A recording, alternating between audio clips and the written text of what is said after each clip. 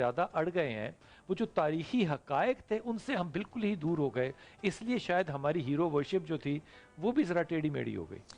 بسم اللہ الرحمن الرحیم۔ بلال بھائی، بہت عمدہ گفتگو آپ نے فرمائی، اور جس پہلو کی طرف آپ توجہ دلانا چاہ رہے ہیں میں جو سمجھا ہوں، قال رسول اللہ صلی اللہ علیہ وآلہ وسلم، حضرت ارشاد فرماتے ہیں ہما امامان قاما و قادا، میرے یہ دونوں بیٹے امام ہیں۔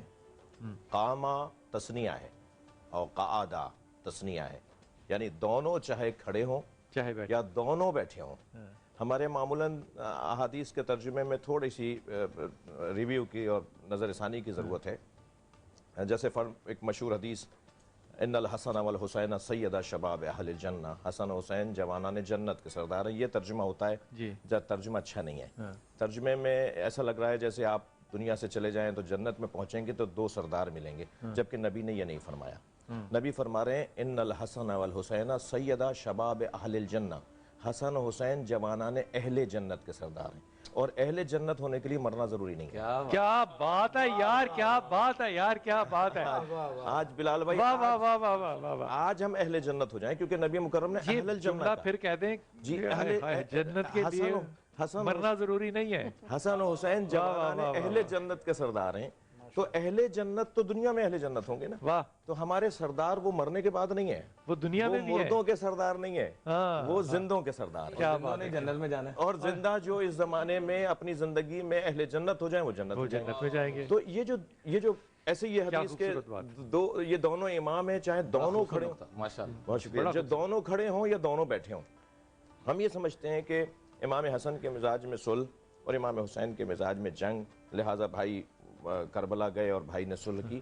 تو یہ جو ہم نے سوچ لیا ایسا، جبکہ نبی مکرم نے ایسا نہیں فرمایا۔ سرکار نے تو فرمایا دونوں کے مزاج میں اللہ کی خاطر صلح کرنا بھی ہے اور اللہ کی خاطر جنگ بھی کرنا بھی ہے، لہٰذا دونوں نے صلح بھی کی، کیونکہ امام حسن کی صلح پر 10 سال تک امام حسین قائم رہے، تو امام حسین بھی تو صلح امام حسن کا حصہ ہے۔ جی ہاں، کیونکہ 50 ہجری میں امام حسن کی شہادت ہو رہی ہے، 61 ہجری میں امام حسین کی شہادت ہو رہی ہے، تقریباً 10 سال کے بعد آپ نے مدینہ چھوڑا ہے، اور آپ نے اس وقت میں میدان کربلا کا انتخاب کیا کہ جس وقت میں معاملات بہت زیادہ پیچیدہ ہو گئے، لہٰذا 10 سال تک وہ بھی تو صلح پہ قائم رہے۔ لیکن ادب مدینہ نہیں چھوڑا، جی ادب مدینہ نہیں چھوڑا، مدینہ چھوڑا جی۔ اور امام حسن کے مزاج میں کیسے کہہ سکتے ہیں کہ جنگ نہیں، جنگ یعنی جہاد۔ آپ دیکھیں کہ مولا علی کی تینوں جنگوں میں سپہ سالار کون تھا، لشکر علی ابن ابی طالب کا علمدار کون تھا؟ خاص طور پہ ایک جنگ کے اندر جب مولا نے اپنے ایک فرزند سے کہا کہ جاؤ جا کے قد قدمیک تزول الجبال ولا تزل، جاؤ جا کے میدان میں اترو اور اپنے نگاہوں کو آخری دستے پہ رکھنا اور ایسے پیر جما کے لڑنا کہ پہاڑ ہٹ جائیں مگر تم نہ ہٹنے پاؤ، اور جب تم جیت کر واپس آؤ گے تو لوگ تمہیں مرحبا کہیں گے، شاباش کہیں گے، اس وقت میں تمہیں ذہن میں خیال آئے گا کہ تم نے کچھ کیا ہے، تو پھر اپنے آپ سے کہنا کہ وَعَلَمُوا أَنَّ النَّصْرَ مِنَ اللَّهِ، کامیابی اللہ کی طرف سے ہوتی ہے۔ سبحان اللہ۔ یہ محمد حنفیہ گئے، مگر حضرت محمد حنفیہ جو حضرت امیر المومنین علی بن ابی طالب علیہ السلام کے فرزند ہیں، مگر وہ وہاں تک نہیں جا سکے۔ تیروں کا مہ بڑھنے لگا کہ ایک مرتبہ پیچھے کسی نے پشت پہ ہاتھ رکھا، دیکھا تو امام حسن مجتبیٰ کھڑے تھے۔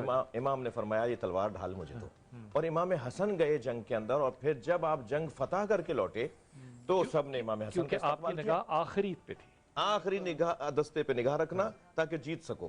تو لوگ جب مولا امام حسن علیہ السلام کو مبارکبادیں دینے لگے تو امام علی نے دیکھا کہ محمد حنفیہ گردن جھکائے کھڑے ہیں، قریب جا کے فرمایا کیا بات ہے؟ کہا بابا جو کام آپ نے مجھے دیا تھا وہ میں نہیں کر پایا، بھائی حسن کر کے آئے۔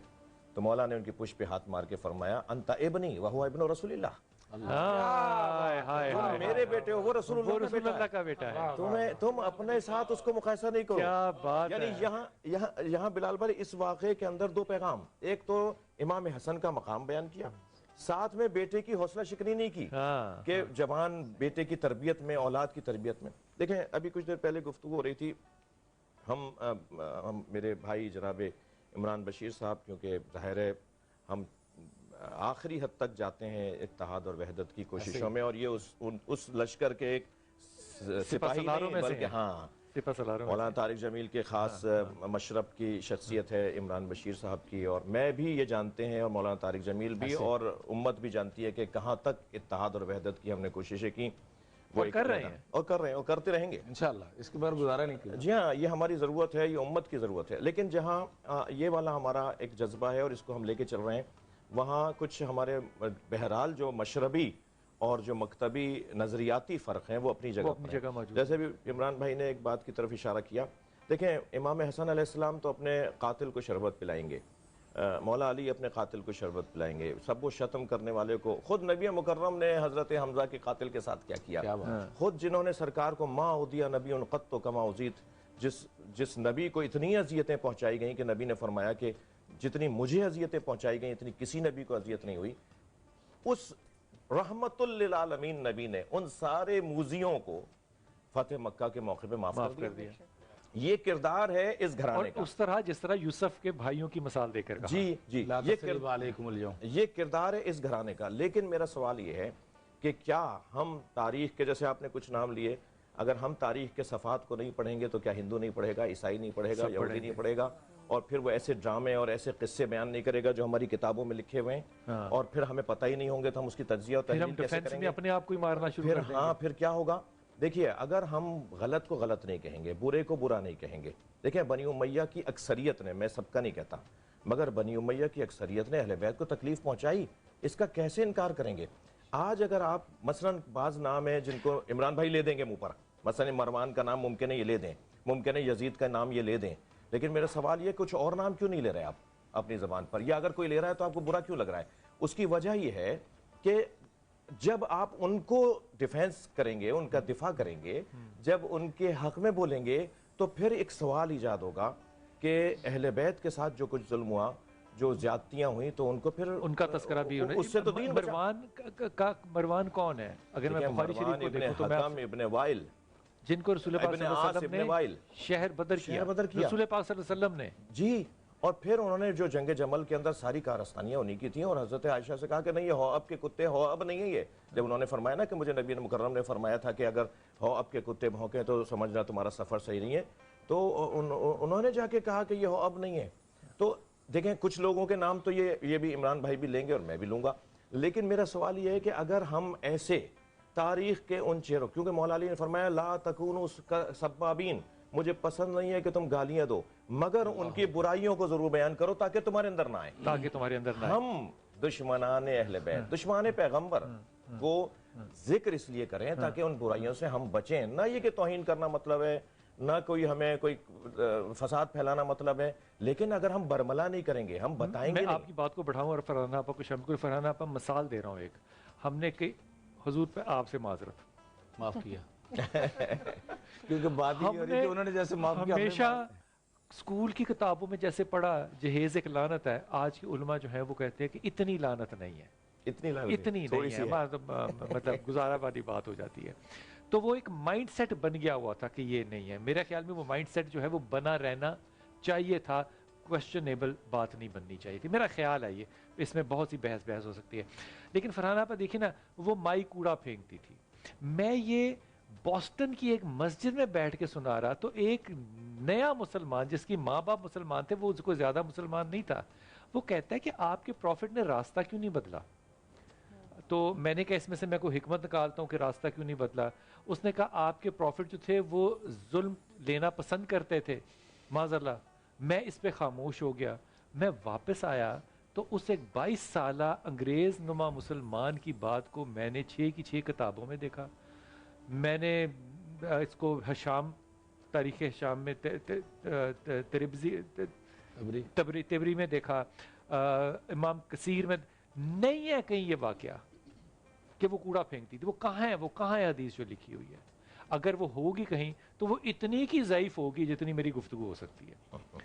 اب یہ کمال کام نہیں کرتے کہ ہم لوگ تاریخ میں بجائے اس کے کہ R&D، ریسرچ اینڈ ڈیولپمنٹ سے وہ باتیں کریں جو کہ واقعی پائیدار بھی ہیں، اور اس پہ اپنی عقل ٹھوکنے کی ضرورت بالکل اس طرح نہیں ہے کہ آپ کو اپنی اوقات نظر آ جاتی ہے نا حج پہ جب آپ پتھر اٹھا رہے ہوتے ہیں. اوقات تو اتنی ہے کہ زمین پہ بیٹھیں اور پتھر اٹھائیں، اور اس پہ کوئی منطق نہیں ہے کیونکہ اللہ نے کہا ہے بھائی کریں، اللہ نے کہا ہے، رسول نے کہا ہے. یہ جو اپنی ہم معاملات کو ٹھوکنے بجانے لگ جاتے ہیں نا، علمی طور پہ بھی ناجائز، ایمانی طور پہ بھی ناجائز، شرعی طور پہ بھی ایک بد اخلاقی اور ایک نئے راستے نکالنے. کیا ہمارے لوگ جو ہیں وہ ان چیزوں سے علمی طور پہ باز آ جائیں گے؟ بلال بھائی آپ کے ذہن میں ایک چیز یہ کیوں نہیں آئی کہ جیسے آپ نے کہا نا کہ وہ اسی راستے سے کیوں گزر رہے تھے؟ دیکھیے اگر کوئی راستہ صحیح راستہ ہے اور دوسرے لوگ اس میں رکاوٹ ڈال رہے ہیں تو میں بار بار اسی راستے پہ جاؤں گی، اس لیے کہ میں یہ ثابت کروں گی کہ میرا راستہ تو صحیح ہے، اور میں اپنے عمل سے اس کو قائل کر لوں گی کہ جو میرا کام ہے وہ صحیح راستے پر چلنا ہے، اور وہ میرا جو ایک مسلسل کام ہے ایک اچھے راستے پر چلنا، وہ اس کو دیکھتے ہوئے وہ مروب ہوگا ضرور اس بات سے. دیکھیے جیسے ہم نے ایک اس بڑھیا کی بات کی، ایک اور بڑھیا بھی تھی جب وہ مکہ چھوڑ رہی تھی شہر، تو اس نے نبی کریم سے کہا تھا میں مکہ اس لیے چھوڑ رہی ہوں کیونکہ یہاں پہ ایک ایسا شخص آ گیا ہے جو نعوذ باللہ جادوگر ہے، جب وہ کسی سے گفتگو کرتا ہے تو وہ شخص اور اسی کا سامان اٹھا رہے ہیں، اور اسی کا آپ نے سامان اٹھایا. آپ نے اس وقت یہ کیوں نہیں سوچا کہ میں یہ سامان پھینک دوں؟ اس لیے ہمیں اس کے پازیٹیو پہلو کو بہت خوبصورت بات، بہت خوبصورت بات. یہ جو موضوع ہے نا، ہم اس چیز کو مسلسل کریں گے تو سامنے والے کو بتائیں گے کہ ہمارا راستہ تو صحیح ہے، اگر آپ کو اس پہ چلنا ہے تو ہمارے اس عمل سے چاہیے. تو اللہ نے ہمیں وراثت میں دے دیا، ہمیں صرف اس پہ چلنا ہے. لیکن یہ جو حق ہے نا گفتگو کا، یقین کیجئے یہ روز قیامت تک ہم حق ادا نہیں کر سکتے. لیکن یہ بات میں آپ کو حلفاً قسماً کہہ سکتا ہوں، اور آپ نے اس کی شہادت دینی ہے. انشاءاللہ تعالی روز قیامت جب ہم جنت میں سب بیٹھے ہوں گے تو یہی تذکرہ اہل بیت ہم وہاں بھی کر رہے ہوں گے. بسم اللہ.